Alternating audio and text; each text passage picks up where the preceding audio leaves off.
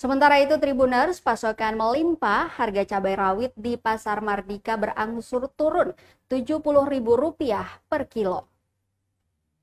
Harga cabai rawit di Pasar Mardika, Kecamatan Sirimau, Kota Ambon berangsur turun Jumat 7 Februari 2025.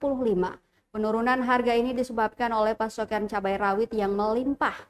Salah seorang pedagang di Pasar Mardika, Mama Dinda, menjelaskan bahwa harga cabai rawit saat ini Rp70.000 per kilogram, turun dari harga sebelumnya Rp120.000 per kilogram. Selain cabai rawit, harga cabai keriting juga mengalami penurunan dari Rp80.000 menjadi Rp60.000 per kilogram. Sementara itu, harga tomat masih stabil di angka Rp20.000 per kilogram.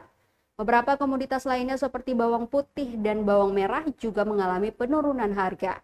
Bawang putih saat ini dijual dengan harga Rp50.000 per kilogram, sedangkan bawang merah Rp45.000 per kilogram.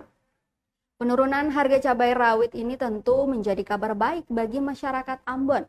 Ia berharap harga kebutuhan pokok lainnya juga dapat segera menyusul turun, sehingga meringankan beban ekonomi masyarakat.